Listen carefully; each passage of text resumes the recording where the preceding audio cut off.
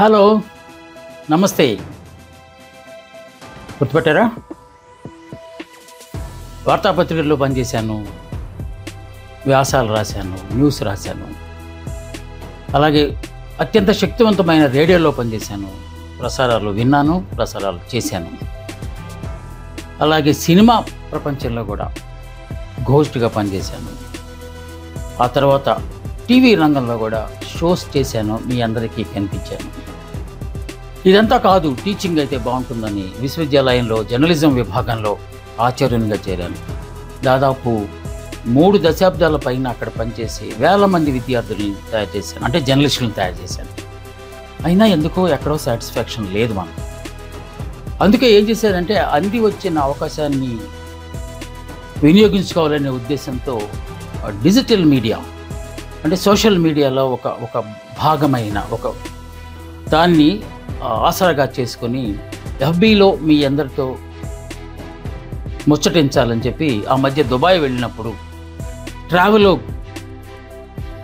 చాలా రాశాను. అక్కడ దర్శించి నాకై నేనే ఆకలింపు చేసుకోవడం కాకుండా అవి ప్రజలకు కూడా జనాలకు కూడా తెలియజేస్తే బాగుంటుందనే ఉద్దేశంతో అది చాలా మీరు ఆదరించారు, నన్ను ప్రోత్సహించారు.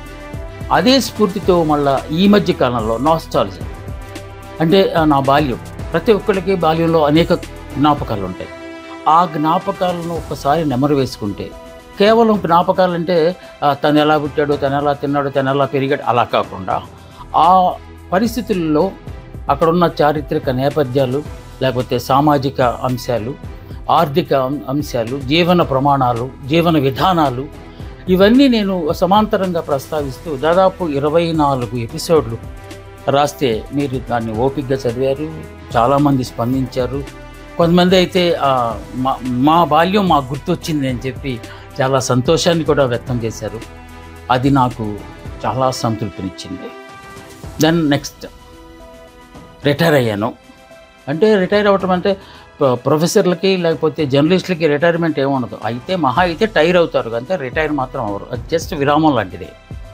సో మళ్ళీ యాక్టివ్ అవ్వాలనే ఒక ఉద్దేశంతో ఒక వినూత్నమైన ఇప్పుడున్న మనకు ప్రసార మాధ్యమాలు అత్యంత శక్తివంతమైనది ఏంటి అంటే అది digital media. So digital media ద్వారా ఎక్కువ మందిని కలవడానికి ఆస్కారం ఉంటుంది. బ్రెయిన్ స్టార్మింగ్ సెషన్స్ మనం ఏమైనా చేయాలంటే అది ఈ డిజిటల్ మీడియా ద్వారానే సాధ్యమవుతుందని చెప్పి నేను ఒక అంచనాకు వచ్చాను. అందువలనే త్వరలో మీ ముందుకి ఆ డిజిటల్ ఛానల్తో రాబోతున్నా. ఎఫ్బీలో నన్ను ఆదరించినట్టే ఇక్కడ కూడా నన్ను ఆదరిస్తారని, ఆశీర్వదిస్తారని ఆశిస్తున్నా. భవదీయుడు ప్రొఫెసర్ పీటా బాబీ వర్ధన్. నమస్తే.